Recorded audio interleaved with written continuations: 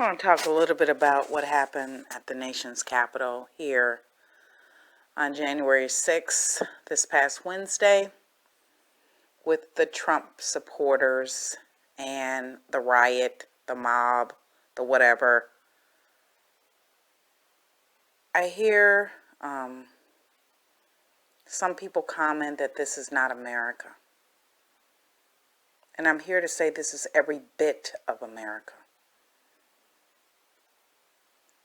I just think that the difference is this time they reached the capital, the nation's capital, and somehow what appears to be almost escorted into the capital.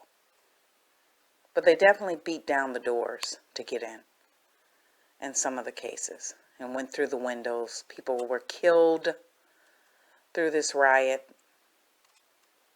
but they were roaming through the nation's capital as if they owned it. And they do, because the capital is for the people, right? I think that there is a issue with acceptance of reality in this country. African American people have been talking about how we are treated when confronted with police officers. And you see video after video after video after video. I'm sure someone has friends that have videos of the police helping and assisting the rioters during the protests at the nation's capital this past week.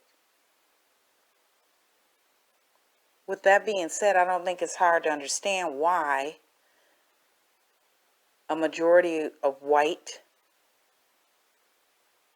rioters, protesters, whatever you want to call them, went to the nation's capital and felt that they were entitled to break down the door, climb through the window, and from what I understand from other parties that were there, most of them had a weapon on them. Now, you don't see that or hear about that in the news, but from what I understand, that's very true. They set up a gallows of sorts outside the Capitol, and they went in roaming through the halls of the Capitol, scaring all the politicians, to the point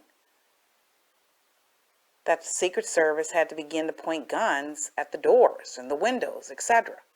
And I'm not surprised, because I think that when you live in a dual universe, a universe where it's always justified to kill an African American person or a black person, but somehow, some way, it's not justified if that same circumstance happened in reverse when it comes to police brutality. We only have to look to Kenosha, Wisconsin. Why am I looking there now? Because that same week of this week, this past week, on a Monday, the police officer would not be charged for the 7 shots that he shot in the back of Jacob Blake. 7 in his back, in front of his kids, in front of his children. And I don't care, again, what Jacob Blake was doing. Basically, he was walking to his car. Whether or not he didn't follow orders or whatever, it doesn't really matter. Because clearly we can see that these people did not follow orders at the nation's capital, but somehow, tens of thousands of them, people were injured and some people did die. But not as something direct where they themselves were walking away. Instead, they were walking towards the danger. They were being let in. We all seen it on video. And in some cases, when they were not being let in, they walked in. Let me say something about Washington, D.C. Washington, D.C. has a huge amount of police support. They have the National Park Police. They have the Capitol Police, which has about approximately 2,300 police. And for some odd reason, they only ordered up maybe around 500. And then they have the District of Columbia Police, which are called, I think, the Metropolitan Police of the District of Columbia.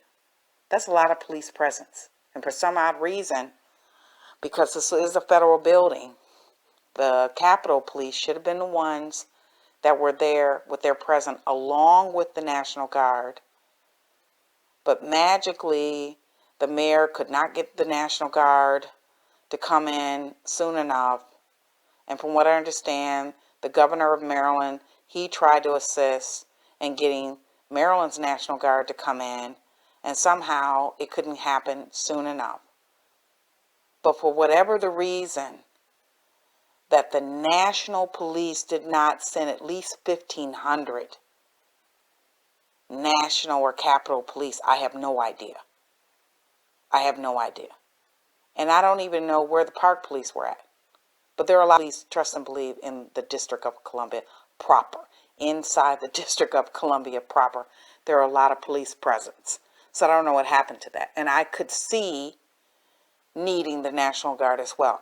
Ironically enough, we all know this past year, there were the Black Lives Matter marches. And I'm not saying just that for its organizational purposes. I'm saying in terms of justice for blacks being killed by the hands of the police for that particular purpose. There were marches all throughout this country, including in Washington, D.C. And they were heavily armed and a heavily police presence in Washington, D.C. as soon as they knew that the Black Lives Matter protest was going to be going on.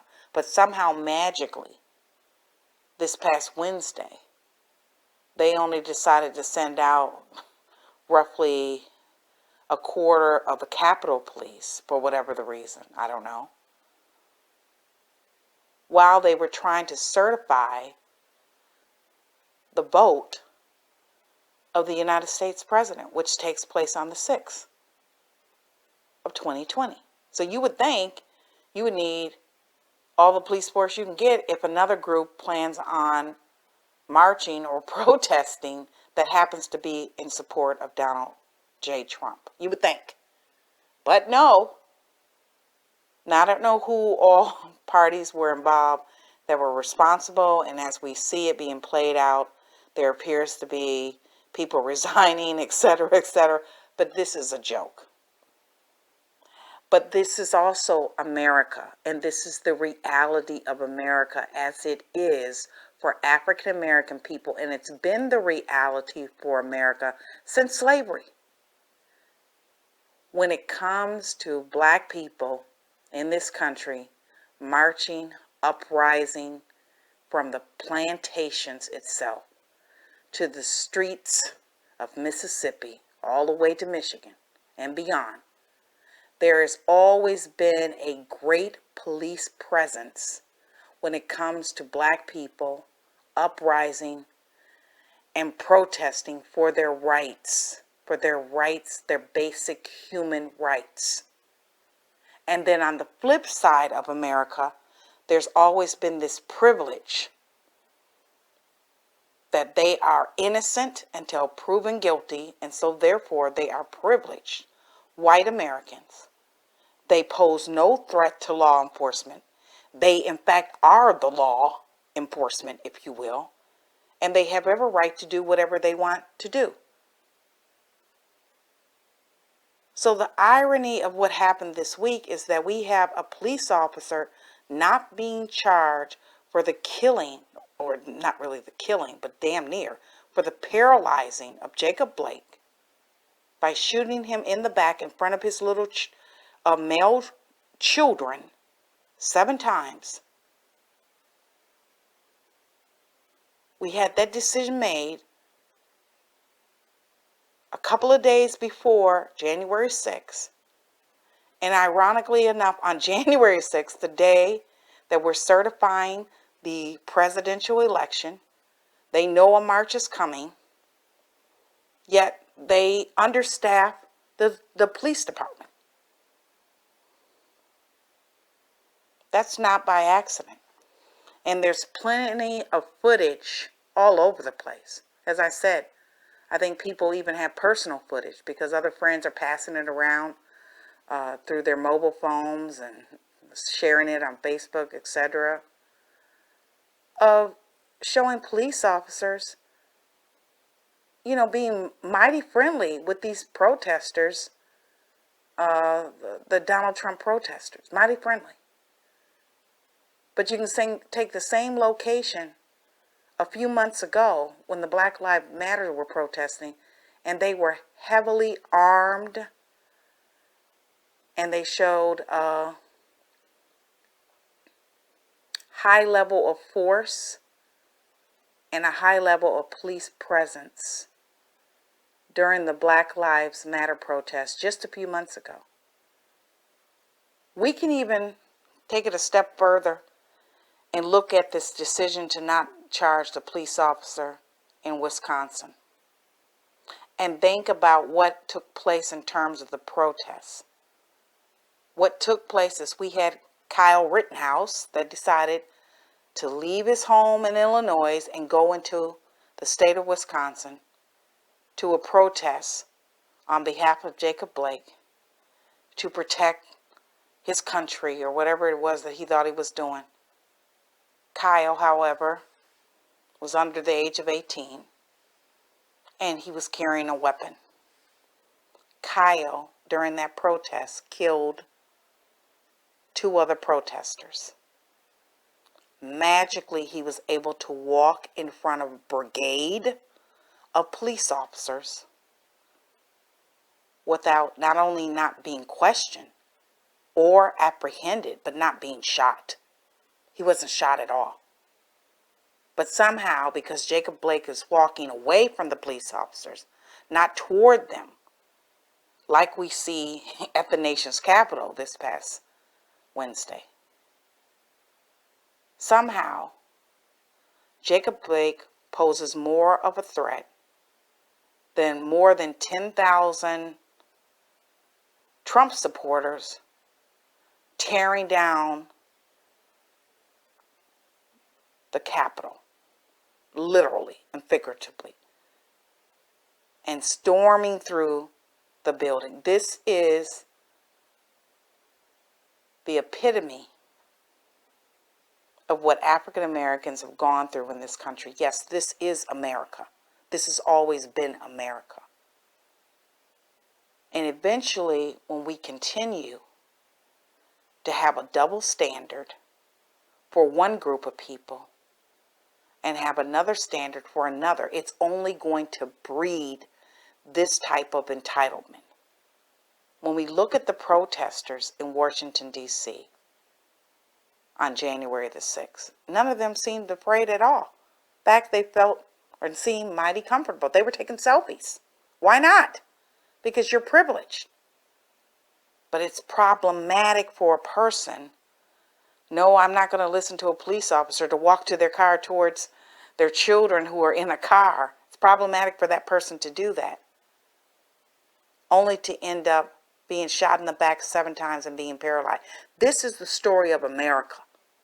This is America. This has always been America. The only difference is now the rioters that went to the Capitol have now created history, because the last time anything was attacked in terms of a federal building in Washington, D.C., it was during the Revolutionary War of 1812. I could barely get out of my mouth because I couldn't even believe that this is taking place. But I can. And everyone else should. Because the double standards and the entitlement of a certain group of people in this country has always existed, much to the demise of African Americans. I don't think there are many African Americans that were surprised of what everyone saw around the world in terms of the entitlement and the attack on the nation's capital. No one should have been, if you really know America. Most African Americans know America through seeing the bloodshed for no particular reason of African American people in the streets by the hand of police, through police brutality.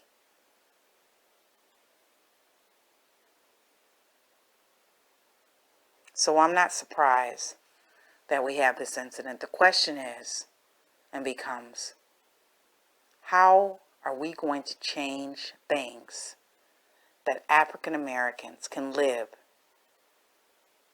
and expect not to be the threat that everyone has perpetrated that African Americans are? Because every single time that white Americans do something, they're always still given the benefit of the doubt. African Americans have just as much right to this country as any other American, yet we are the ones always being pointed to as being the threat.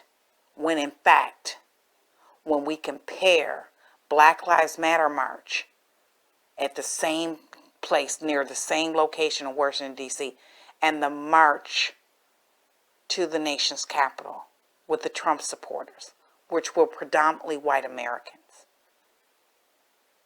things didn't just get out of hand. They went beyond out of hand, where they were affecting possibly the security of our country. At a certain point in time, America has to look itself in the face and be honest with itself and change. Because change is going to come.